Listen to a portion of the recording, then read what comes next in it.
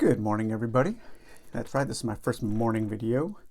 Drinking coffee today instead of whiskey. That makes more sense given the time, given the time of day. All right, so we're going to continue with our Let's Play video of City of Chaos. If you remember last time, we got our first clue because Bing bought the X-ray specs. So now we're looking for the marble minaret, which is some kind of either a location, maybe a special location, and not quite sure on that. And then also Dizzy kind of had a bad time last time. He got caught up in this wild hunt. He also died. A word on that in a minute. So with the wild hunt, what we need to do right now is we need to make a roll, and he has to he gets one extra turn this on the end of his last turn to start patrolling the streets, looking for something to fight. He has to look for something to hunt. Okay, now he also died last turn. And when you die, you lose everything. And everything goes onto the tile where you died. And so I've put all of his possessions. He's still a Magi. He's still part of the Magi Guild. But I put all of his possessions here. If a character comes in here and it ends their movement on this tile, they can pick up all of his stuff. So Bing could move in and grab it. I'm not going to do that because I want to have kind of like two separate narratives going on. So we'll just have Dizzy move in and pick up his stuff. You're also supposed to discard your clue cards, but I'm not going to do that because this game is all about experiencing the story and working to get those clue cards. So discarding the clue cards is kind of counterintuitive to what this game, what really this game's only strong suit is building the narrative. And clues are information. And so I don't really, losing information doesn't make a lot of sense to me. So I know that probably makes some people mad. You're not following the rules, but man, the rules on this game are kind of a mess anyways, even as written, if I were to follow them exactly. And then add to that all of the different rules that the developers and people have made over the years to get this game to play well. So anyways, let's get going. We are going to take Dizzy's turn now to his first move of the wild hunt. And he rolled a 6 and a 5 for movement. So I'm going to come over here and we're going to pick up his stuff because that's where he's going to move. So 1, 2, 3, 4, 5, 6. Okay, he's on this tile. He will pick up his stuff that he had. And now we draw an action card. So he's on the wild hunt. Let's see if we drew something that he can fight. The Escapeologist. You come across a writhing Hessian sack lying on the road. If you listen carefully, you can hear, "Help me, I've been stuck in here for days." Do you wish to free the pathetic escapeologist? If so, turn to 13. Otherwise, you leave him struggling to get out. That is super cool. It's like some wannabe Houdini stuck in his escape bag. All right, so let's see what happens. We're going to turn to 13. And maybe we can fight the escapeologist. Maybe we'll let him out and then we'll kick his butt or something. The escapeologist. With a ta-da! A tall, thin man springs from the sack. He looks around and gloom crosses his face. "All gone, have they?" he asks you. "Fickle lot. I thought at least some of them would have waited to see my grand finale." He tells you of the finale, of how he dangles 100 feet above the ground and frees himself from the tangle net. "Well, that's it. I don't suppose I'll be needing these now. Here, you can have them. Take a tangle net and a Hessian sack from the items pack. Marvel the Magnificent then wanders dejectedly off down the street." All right, so we get a tangle net and a Hessian sack. Let's see what those are. There's the Hessian sack. And there's a tangle net.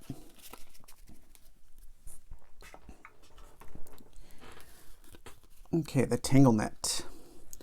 Once cast, this net will impede the fighting ability of its target. It takes 1 round to throw the net, during which you cannot attack but can defend.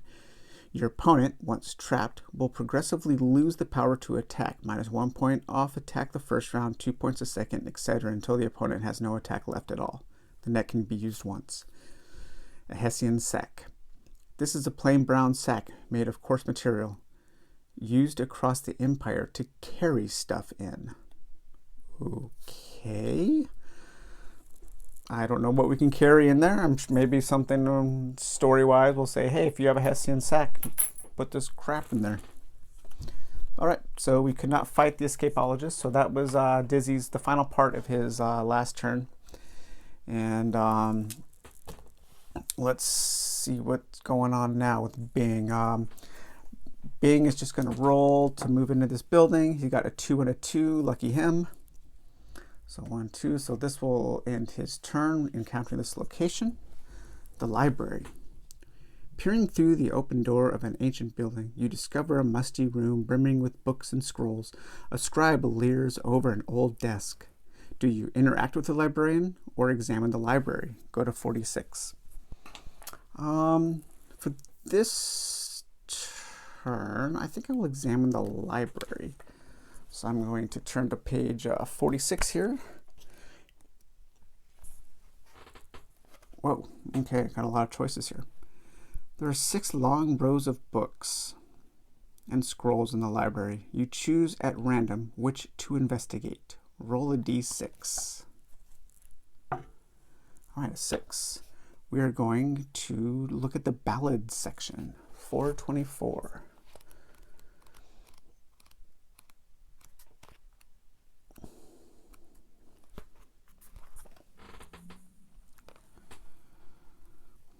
You pick up a scroll entitled The Ballad of Chaos. Oh, what is that sound that assaults the ear? Down in the city, booming, booming. Only magical missiles, dear. The wizards, they are fighting. Oh, what is that light I see, flashing so clear, over the distance shining, shining? Only the rose burning, dear. Baal Asheram is retreating. Oh, why must the farmer come every year, and for what is he searching, searching? He looks for his lost offspring, dear, with animals he is hiding. Oh, why broken the crypt and splintered the tomb? Why are the dead arising, arising, to fill the court of Malachi, dear, the lovers and the unliving? Oh, why was chaos unleashed here, and order now declining, declining? Not for me to answer, dear. We just keep on surviving. You know, that's actually a really cool poem. I like the repetition in the second line of each stanza and the question and answer form. That's really neat. And holy crap, look at this. Take clue cards 4, 9, and 16. Good Lord, that's like the most productive thing we've done in the game yet. All right, 4, 9, and 16. Wow. Let's see here. Okay, 4. We've got 9. I gotta say, I'm really impressed by the way that poem was written. A lot of times poetry in like books and games is not so great, but okay, 4, 9, and 16. Dark Overlord, Wizard War. Okay, so this is our second clue in Wizard War. Remember, we had that first one. It's from number 8. So let's see what clue number 4 says.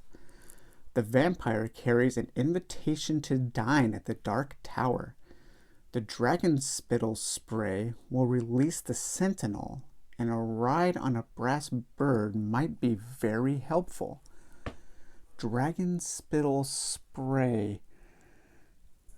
I don't believe we have encountered dragon spittle spray yet. Okay. So if we find a vampire or dragon spittle spray. Okay, so here's our second clue of Wizard War. The apothecary has inadvertently started a feud between the wizards Nehestra and Mirhad. Their vast use of magic has torn the fabric of reality. The apothecary. Let's see. Nope, we don't have the apothecary on the board yet. Wow, this is really cool. So this game really does expect you to use these clues and to puzzle them out. They're not just mechanisms disguised as cards in which automatically lead you to where you need to go. Okay, so the plight of the innocent. Help the farmer mend his cart. He will reward you with a rabbit's foot. The farmer mend his cart. Okay, wow, so we've got a lot to keep track of now. That was really cool. I can't believe that Ballad gave us all of this information. So that was the end of Dizzy's turn, or Bing's turn, I'm sorry. So my coffee mug is a Snap Crackle Pop Rice Krispies mug. I've had it for like 20 years. Some random knowledge. All right, so now we're back to Dizzy.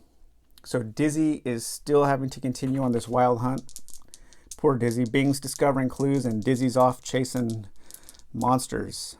2 and a 5. We're just going to move 2, keep it quick, and I'm going to say that as my final action, so I can just draw an action card looking for something to fight. The Private Guard. You hear the faint sound of crying coming from across the street. Upon further investigation, you discover a beefy man weeping into his hands. What will I do? My sister will kill me. His wife snatched from under my nose, blubbers the Private Guard. Do you interact? Call him a wimp? Offer him a handkerchief. Okay, I don't have a handkerchief. I'm going to call him a wimp because I'm mad. Dizzy's mad that he got trapped up in this hunt. He's doing whatever he can to pick a fight with somebody. So we're going to go to 449. I guess I could interact with him and threaten him. Well, I already made my choice. 449 it is. Oh, there we go. Okay. Private Guard. Call him a wimp. Nobody insults me and lives, snarls the guard. Enter combat. All right. So we're going to enter combat here with the Private Guard. Let's find the Private Guard's combat statistics. The guard is well trained in pugilism. So he adds 2 to his attack and defense. And he has a body of 10. Nothing special. Okay. So let's see what Dizzy has. Dizzy does have that tangle net. That might be good to use on our first turn to start whittling down the Private Guard's attack power. He can't use his net. He can't use his ring. He can't use his whirly whiskers. The Magi spell, that also takes a round to cast.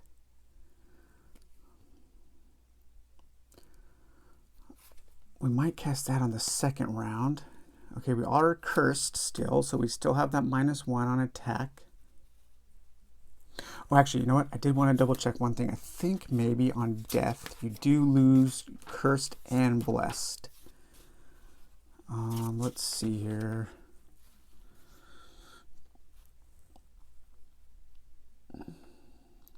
The dead player then resurrects a city, keeping all the skills learned in the guilds. First claim. Nope. Okay. So we're still cursed. So we still got to figure out how to get the curse done. Okay. Okay. So I think for Dizzy, his first turn is he's going to cast these. He's going to use his Tangle Net. So we're going to take the monster combat deck here. We're going to shuffle that up. Give that a cut. Okay. I'm going to put that here. And then here's our, okay, so Dizzy can't attack at all this turn. So he can only defend. So I'm going to defend at the highest rate of 6, attack 0. And he's at -1 attack, so that doesn't matter. And the Private Guard is attacking 4 with a defense of 0. Okay, so 6 minus 4, nothing. There's no damage done to Dizzy, no damage done to the Private Guard. But the Private Guard is now wrapped up in this Tangle Net. So now the private guard is at a -1 to attack. And I think what I'm going to do next is I'm going to cast my Aegis spell. And the Aegis spell will give me a +1 to my defense. And let's see. After the spell is cast, the Aegis spell for later remaining in combat, after which the shield dissolves. After the spell is cast, the Magi can attack as normal. However, Aegis takes a round to cast, during which the Magi must concentrate. Okay, so I can't do anything this turn. Maybe I don't want to do that. Yeah, you know what? I'm just going to attack with normal now. Okay, so maybe a little balance here. So let's do a attack 3, defense 4. So this is actually an attack 2.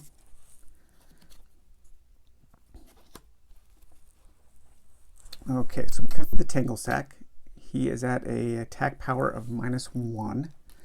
So that puts him at 4. My defense is 4, so I block it all. I'm -1 on attack, which is 2, and his defense is 2.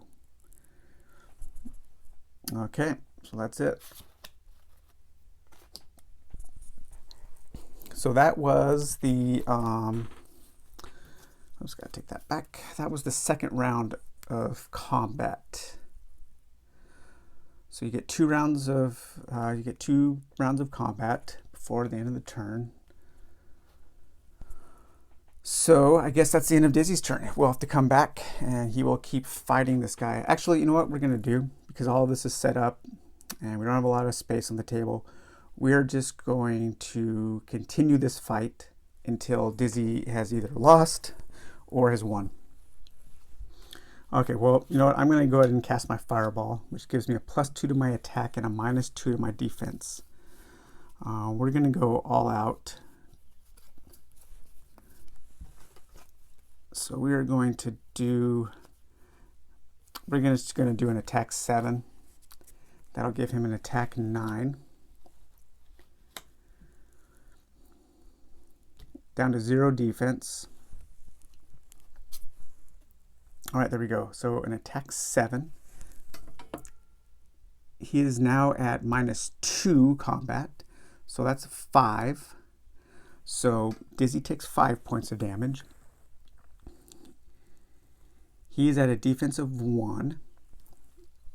I hit for 7. -1 is 6. +2 is 8. -1 is 7. So the private guard is down to 3 points of damage. And what did we say? 7 -2 is 5. And Dizzy is down to 5 points of damage.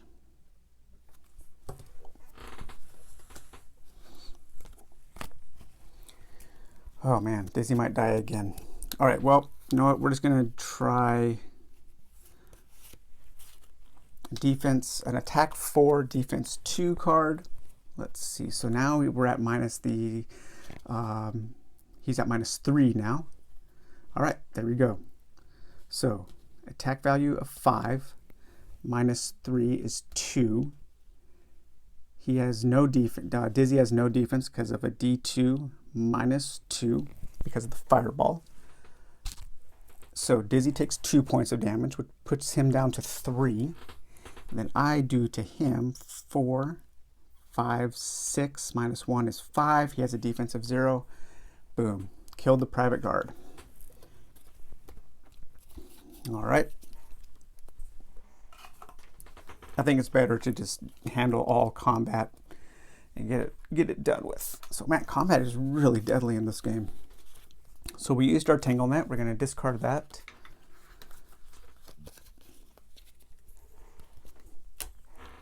Private guard. So we did beat him.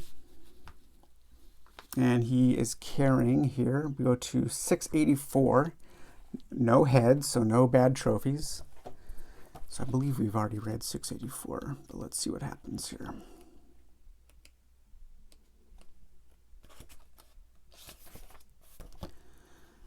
You find a shiny pair of knuckle dusters. Take from the items pack. Oh, okay. So you got a little weapon here.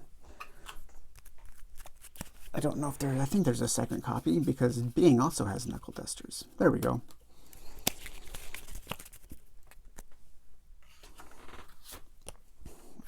Okay, so the wild hunt is now over.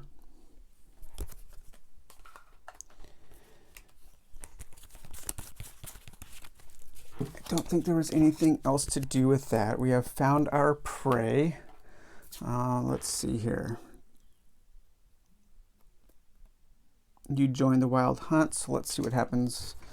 I don't believe there was... Oh, you know what? We totally forgot we could have added the wild hunt's defense to Dizzy. They help him. We screwed that up. I should have checked first. So they don't add any defense. They add to the attack. So let's just give Dizzy back a couple hit points. Bring him back up to 5. Because the private guard would have died faster. So Dizzy now has 5 body points. The wild hunt is over. He is free to do whatever he wants. He's a free man. Okay. Well, that was his turn. So now we're going to go back to Bing. I think Bing is just going to search in this district here, or this city block here. He's got an 8 and a 2, so we'll go 1, 2, 3.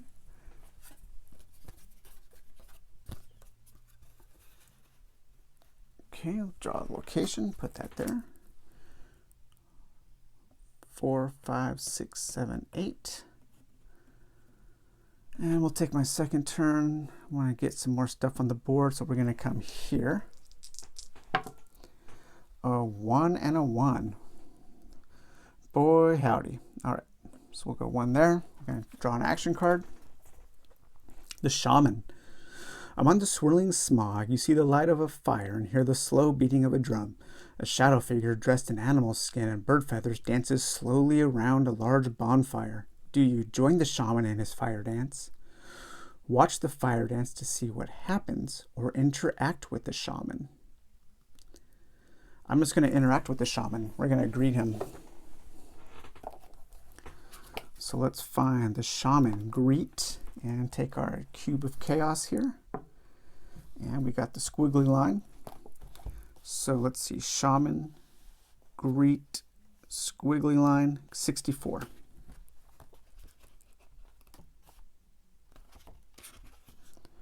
Shaman, greet and help. Oh no. You fool, do you realize what you've done? Even now I hear the putrid footsteps of the dream stalker coming to claim my soul. You have undone me. The shaman runs off screaming. Uh-oh. Okay, so we read 64.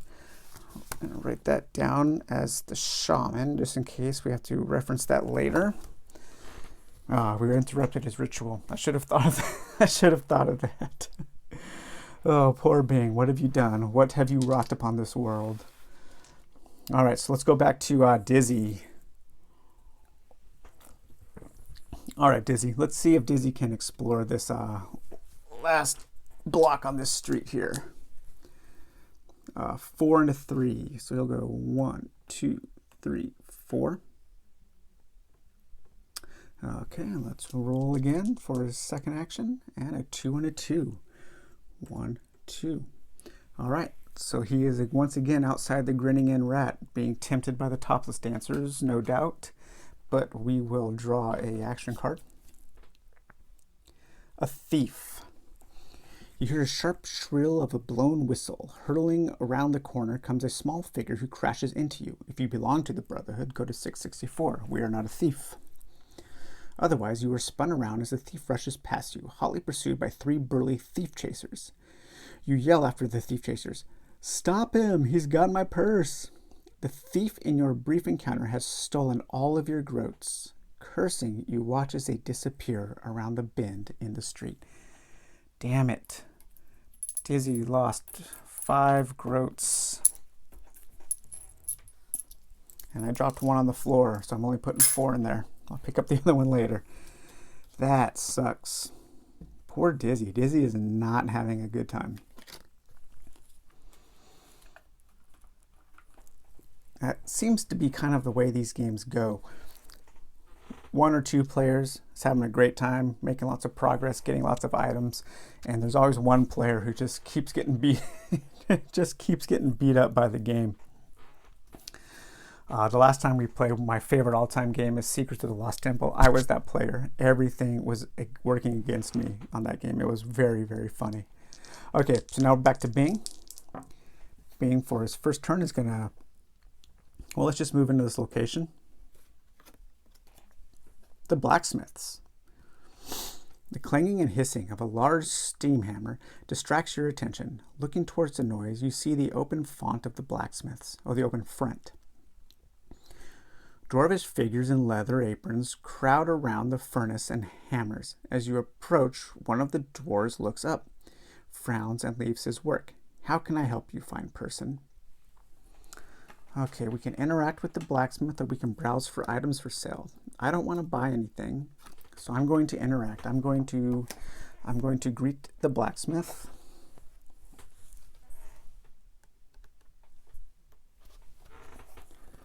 Greet the blacksmith, and we're going to roll the cube of chaos. Squiggly line again. That thing's been coming up a lot. Blacksmith, greet, scribbly line. Let's see here. 419.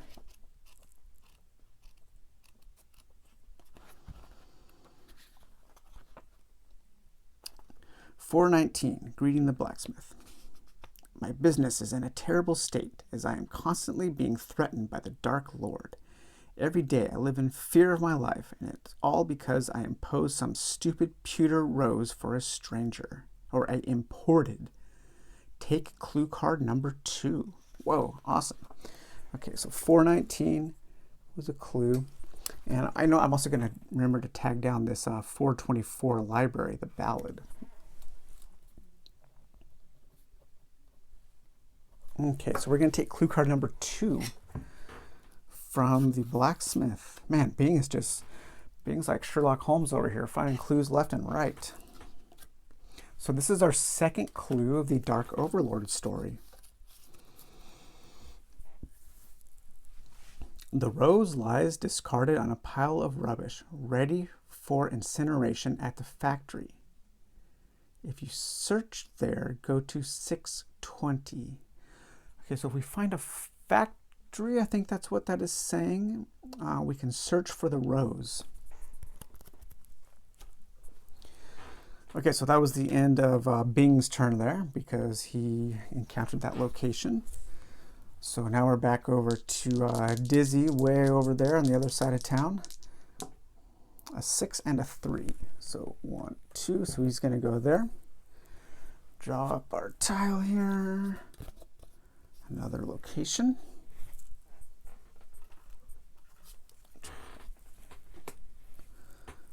2, 3, 4, 5, and 6. All right, let's see what Dizzy finds. The alchemist shop. There are all sorts of strange items lying around in this shop. Everything is in chaos. Behind a cluttered counter, you see the alchemist. He offers to turn any unwanted items into gold for you. Do you give him an item to be turned into gold? You will receive 2 groats each. Yes, we're going to get rid of some items because that stupid thief stole all of our money. So I'm going to trade in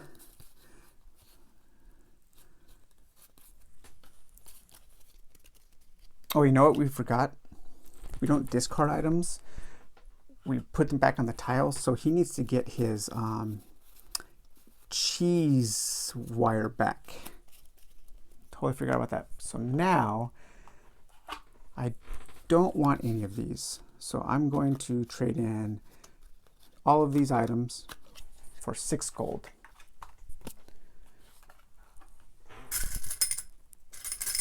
So I got my 6 gold there for Dizzy. Okay, so he's back in the realm of wealth there. Okay, so now let's go back to Bing here. I think Bing's going to try to just come out here and explore this way. A 1 and a 7. So 1, 2. Draw this tile here. Oh, whoa. The marble minaret. That is awesome. Okay, 1, 2, 3, 4, 5, 6, 7. Okay, this is very cool. We have the marble minaret, our first special location. I did not know that that was a special location.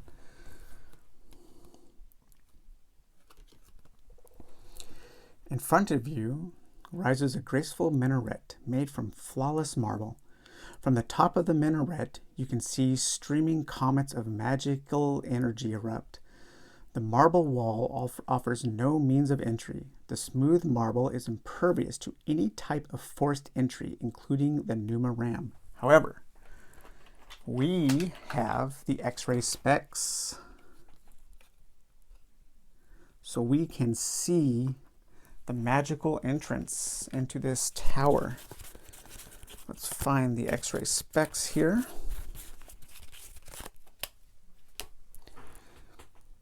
Wearing these, okay, be sure they, oh, that was on clue card number 8. That's right. Use the X-ray specs to locate the secret door to the marble minaret. At the minaret, wearing the specs, go to 370. All right, ding, 370. Marble minaret. Oh, this is so cool. Okay.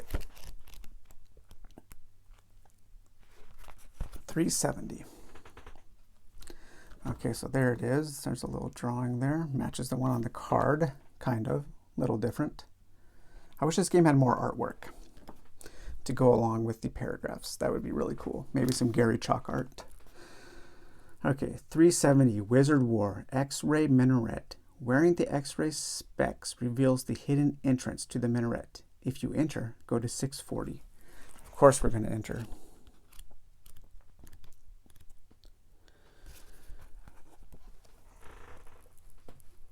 "640, Wizard War, meet Mirhad. Inside the minaret, you ascend a steep spiral staircase. At the top, you are greeted by the menacing figure of Morgan Mirhad, the sorcerer. What a pathetic disguise, Nehestra. You don't fool me for a minute. Uh-oh, he thinks that I'm his enemy. I'll reduce you to ashes, curses the wizard wildly. Throwing back his cloak, he waves his hand, channeling a spell. His fingertips glow white hot, and a huge bolt of lightning streaks towards you. If you have the looking glass, now may be a good time to use it. No. If you don't, the bolt strikes you squarely in the chest.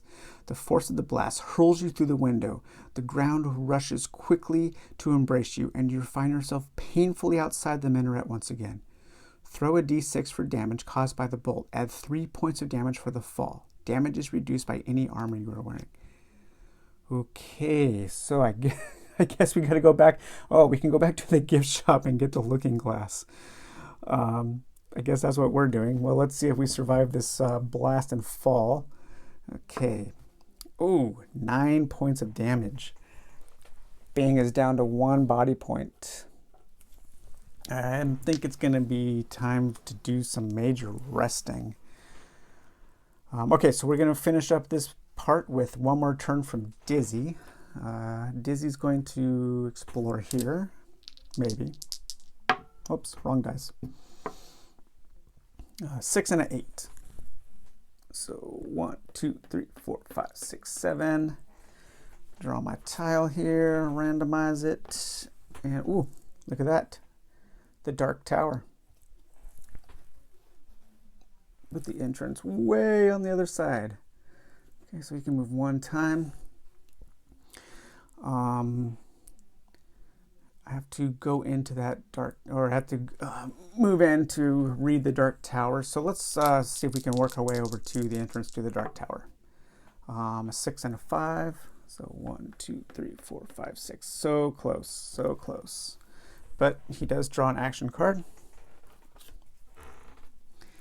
A Chaos Pocket. Yep, we're going to rotate.